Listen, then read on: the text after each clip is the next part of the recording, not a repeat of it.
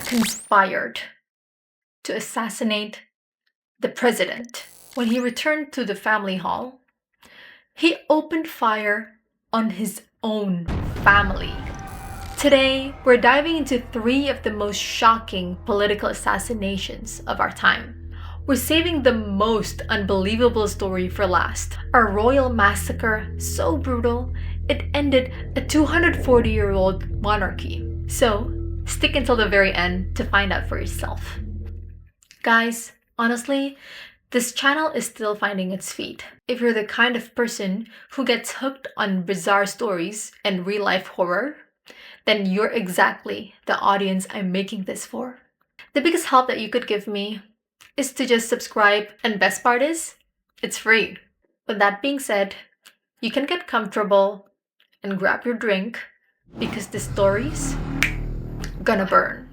Our first story begins not in a dark alley, but under the bright sun of a Utah University campus. This is the assassination of Charlie Kirk.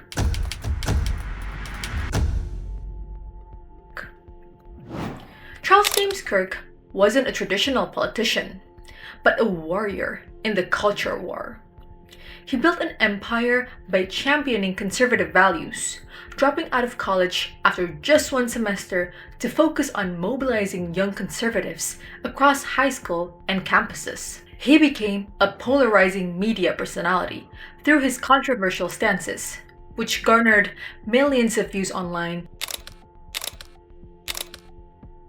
and solidified his status as a hero to some, yet as a villain to others. His stances included fierce opposition to abortion, which he compared to the Holocaust, unwavering support for gun rights as a fundamental for every American, and strong criticisms of LGBTQ rights, along with spreading COVID-19 misinformation, which briefly got him banned from Twitter.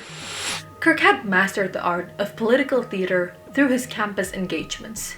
He regularly had events where he would provoke and debate students, a format that the New York Times analyzed as a strategy to deliver a consistent, heart-lined message while orchestrating highly shareable moments. What privilege do I have that you don't have that is based on skin color, not on wealth or socioeconomic status? Please. The fact that you are sitting here with like little to no education trying to talk to people about white privilege is white privilege. His skill in creating viral confrontations against less experienced opponents became his trademark. His influence expanded further in February 2025 when he signed with a broadcasting network to host a weekday talk show. On the 2024 American presidential election, his You're Being Brainwashed tour targeted 25 campuses and was credited with playing a critical role in mobilizing Gen Z voters to Trump's successful 2024 presidential campaign.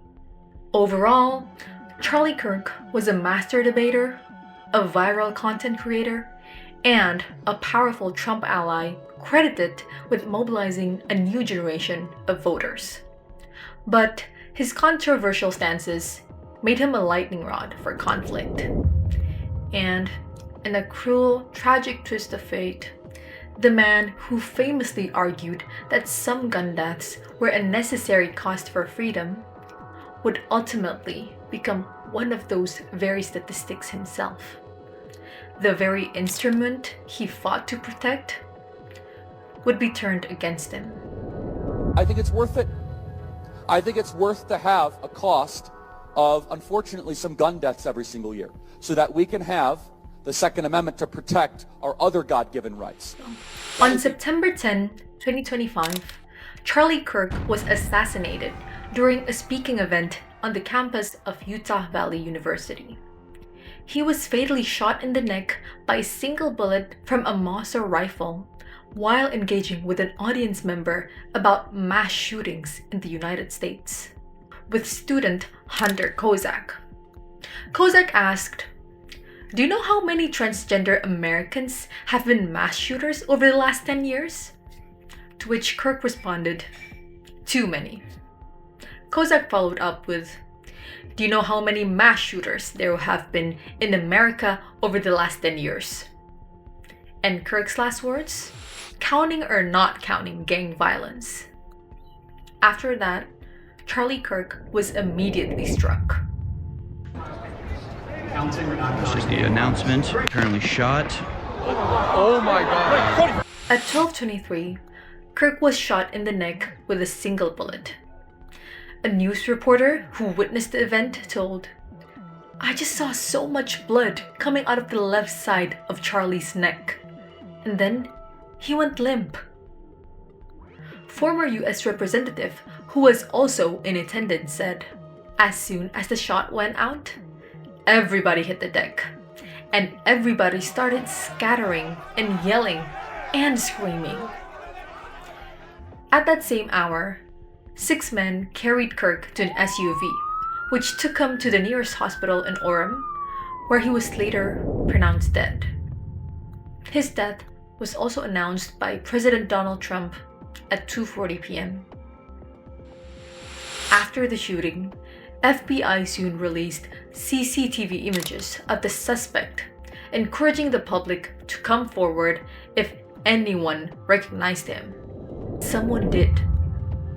In a private Discord group chat, of which Tyler James Robinson, a 22-year-old electrical apprentice, was a member, said that Tyler looked like the man in the suspect images released by the FBI. Tyler reportedly joked that he had a doppelganger who was trying to frame him. However, another recovered message, posted later the same day, read, "Hey guys, I have bad news for you all. It was me at the UVU yesterday. I'm sorry for all of this. I'm surrendering through a sheriff friend in a few moments. Thanks for all the good times and laughs. You've all been so amazing. Thank you all for everything." A friend in that Discord group chat wrote the next morning that the confession appeared to be true, while also calling for prayers both for Robinson's repentance and for Kirk's family. Discord later suspended Robinson's account. On September 15 this year, the FBI announced that Tyler's DNA matched that found on the towel that was wrapped around the suspected rifle, and on a screwdriver found on the roof from where the shot was fired, meaning that Tyler, a former university student, carried out a meticulously planned sniper attack, firing from the roof of a campus building approximately 142 yards away from the stage. Prosecutors alleged the attack was politically motivated. Evidence from text messages and statements indicated that Robinson had become increasingly left-leaning, pro-gay, and pro-trans rights, contrary to his conservative family background. He reportedly told his roommate he acted because he had had enough of Kirk's hatred. The assassination triggered a massive political backlash. The Trump administration blamed the radical left ideology and initiated a widespread crackdown on liberal groups and donors, with threats to label some as terrorist organizations. The political divisions within America deepened overnight. There were widespread firings of individuals who made a critical comment about Kirk, and a campaign led by a right-wing organization to report and punish those seen as celebrating the death. The event was condemned by leaders across the political spectrum, but also celebrated by some of Kirk's opponents, leading to a period of intense social and political turmoil. In response, President Donald Trump released a video tribute announcing that Kirk would be posthumously awarded the Presidential Medal of Freedom. A massive memorial service was also held in his honor on September 21st at State Farm Stadium in Glendale, Arizona, attended by who's who of conservative figures, including Donald Trump himself, Vice President J.D. Vance, and billionaire Elon Musk, among others. As for Tyler himself, he was charged with 1 count of aggravated murder, 1 count of felony discharge of a firearm, 2 counts of obstruction of justice, 2 counts of witness tampering, and 1 count of violence committed in the presence of a child. Utah state prosecutors announced that they would seek the death penalty, citing that Robinson allegedly targeted Kirk for his political expression and had acted knowing children would be present in the assassination. However, the sentence is yet to be final, as Tyler's next court appearance is scheduled for January 16, 2026. If the story of Charlie Kirk represented a distinctly American political fracture, the assassination of former Haitian President Jovenel Moïse plays out like an international spy thriller, complete with a deceptive plot and a shocking twist that implicates those closest to him. The narrative begins not with a career politician, but with a man deeply rooted in the land. Jovenel Moïse has been assassinated at his home in Port-au-Prince. Jovenel Moïse was born far from the capital in 1968 in Trou-de-Nord, the son of a farmer and a seamstress. His passion was always agriculture, not power. In the mid-1990s, he became known as the Banana Man, due to establishing a 25-acre organic banana plantation, and later worked with the American company Culligan Water to install portable water filtration plants in Haiti's rural area, building a reputation as a pragmatic businessman focused on development. He continued to marry his college sweetheart, Martine Marie Etienne Joseph, and together they raised 3 children, portraying an image of a stable family man entering the world of politics as an outsider. His political career, which began in 2015, was cursed from the start. His first election was annulled over fraud, and a rerun that following year, delayed by a hurricane, however, declared him the winner again, yet with a cripplingly low 21% voter turnout. This shadow of illegitimacy never left him. A bitter dispute over when his term even ended paralyzed the government, leading him to dissolve parliament and ruling by decree. As political order crumbled, gang warfare exploded, controlling 1/3 of the capital, Port-au-Prince, and displacing over 18,000 people from their homes. The nation was a tinderbox. Not forget to mention that 60% of the population lived under less than $2 per day. Yet, as one Haitian civilian put it, even though we had problems with him, we can't imagine that someone would kill him like this.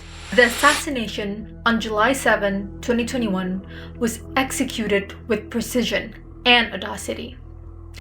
Around 1 a.m., a group of gunmen stormed the president's private residence. Their operation relied on a carefully orchestrated deception, posing as the U.S. Drug Enforcement Administration, or DEA agents. They used a loudspeaker with an English accented voice to announce a DEA raid. This is a DEA operation.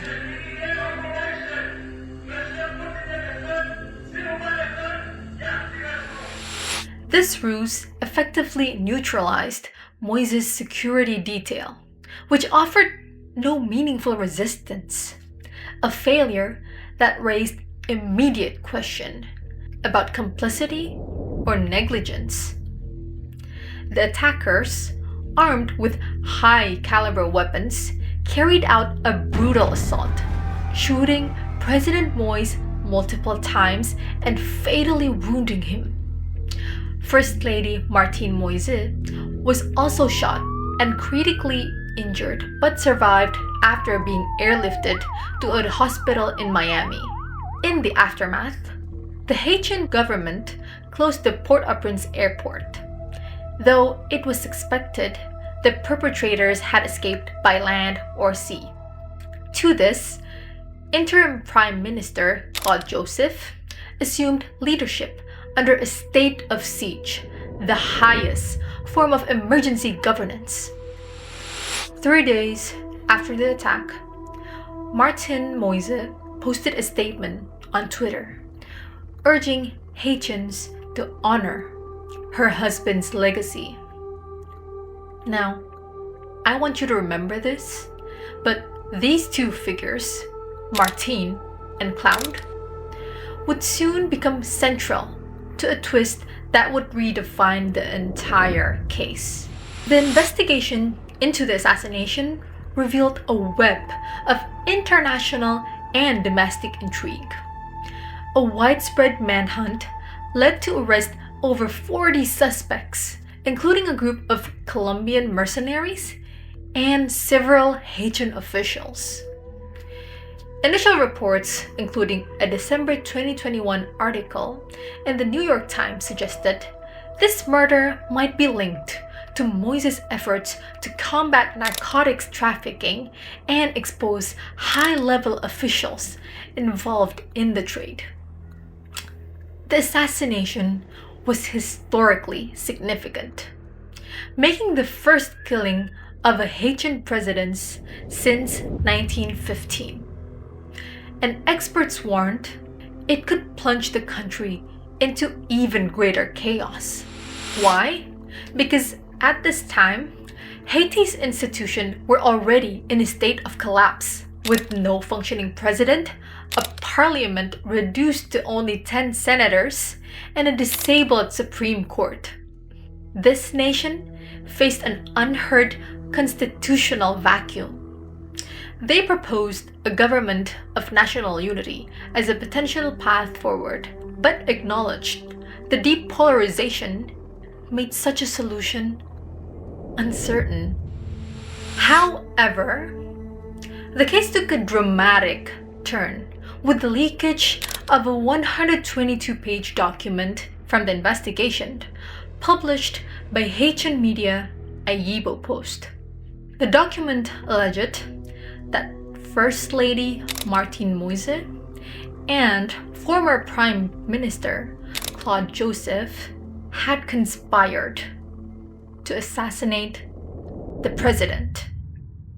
Martine was allegedly seeking to replace his husband herself, and according to the leak, there were among 51 individuals charged with criminal conspiracy, armed robbery, terrorism, assassination, and complicity in assassination.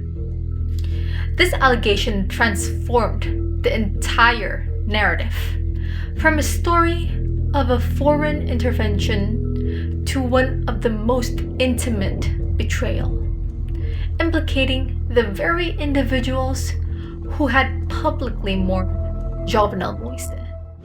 Now, our last case for this video is very different from our previous ones.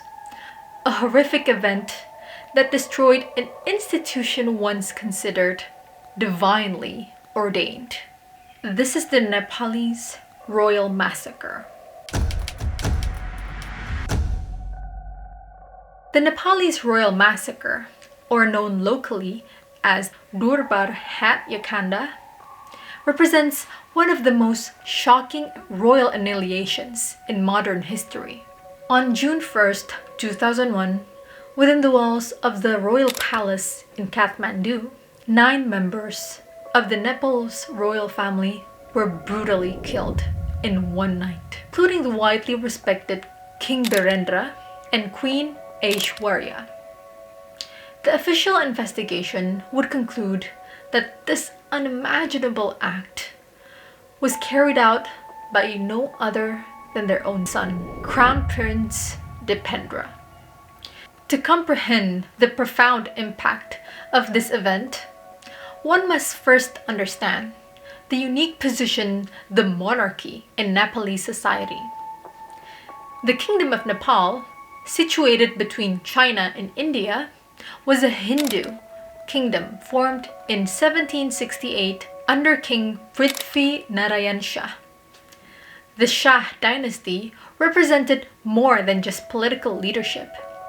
It served as the central pillar of national identity, with kings traditionally regarded as earthly embodiment of the Hindu god Vishnu. This divine status created an aura of inviolability around the monarchy that had persisted for centuries.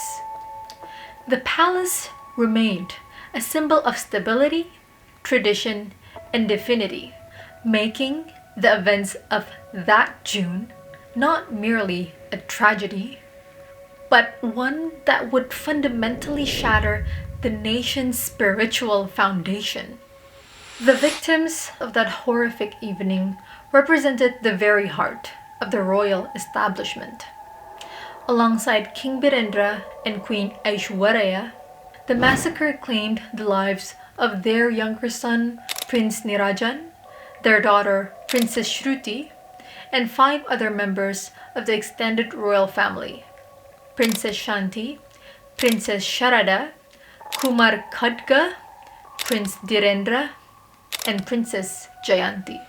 The official narrative, as determined by a government inquiry, presented a startling explanation. Crown Prince Dipendra, intoxicated from alcohol and cannabis, had argued with his mother during a monthly family gathering.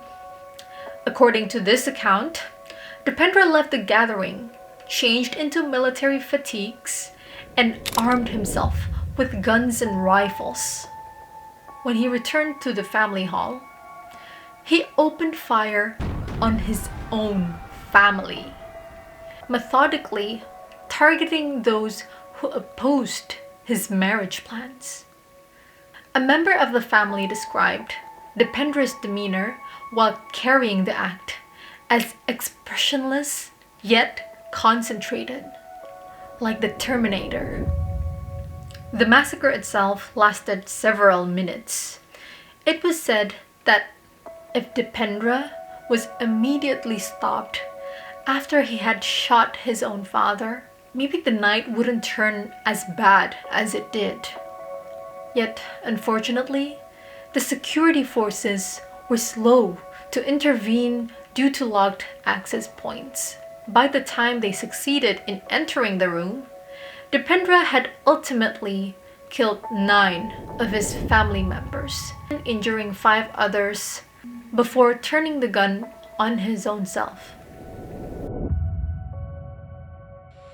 Now, there are various theories for the motives of the Crown Prince's murders. Yet, the most popular states that the murder stemmed from a heated dispute over his marriage plans. Dipendra originally wanted to marry Devyani Rana, from whom he had met in the United Kingdom while he was attending school. But most of the royal family strongly objected. Some reports suggested the royal family disapproved because Devyani's mother came from what they considered lower-class Indian royalty, despite her family being one of India's wealthiest families, reportedly even wealthier than the Nepalese monarchs themselves. Instead, the royal family had chosen a bride for Dipendra from the main branch of the Nepalese Rana dynasty, the Chandra Shamshar line. But other theories suggested the palace objected to the potential for increased Indian influence through such a marriage, while some speculated that Dipendra resented the monarchy's reduced power following the transition to a constitutional rule. Despite the official narrative, numerous inconsistencies and unanswered questions have fueled persistent controversy and conspiracy theories. First, the apparent lack of security during the event. Second, the absence of Prince Gyanendra, Dipendra's uncle who would eventually succeed him. from the palace that evening. And third, the peculiar location of Dipendra's self-inflicted head wound on his left temple, despite being right-handed. This ultimately all raised suspicions. Was this actually arranged? And did Dipendra really kill himself at the end? The investigation itself lasted only 2 weeks and involved no major forensic analysis, despite an offer from the Scotland Yard and the FBI to assist. Most notably, while the entire families of Birendra and Dipendra were killed, all members of Gyanedra's family present that night survived. His son escaped with slight injuries, and his wife sustained the life-threatening bullet wound. This peculiar distribution of casualties inevitably gave rise to theories about why is it only Gyanedra's family who survived? In the aftermath, Dipendra, though in a coma, was proclaimed king while on life support. Many surviving family members felt betrayed about crowning someone who had inflicted this much horror towards his own family. However, Dipendra would die days later on June 4th, 2001, without ever regaining consciousness. Initially, Gyanendra maintained that the deaths resulted from an accidental discharge of an automatic weapon, later explaining he had made this claim due to legal and constitutional burden, since even if it was mentioned that Dipendra did it, he could not have been charged with murder had he survived. The official investigation eventually concluded that Dipendra was indeed responsible. But this did little to quell public suspicion. Many Nepalis found it difficult to believe the popular, well-educated crown prince could commit such an atrocity, and conspiracy theories flourished, suggesting Gyanendra had been involved in a plot to seize the throne, though no evidence has ever substantiated these claims. But the impact that really matters is the one that happened after the assassination. The lasting effect of the massacre proved catastrophic for the monarchy as an institution.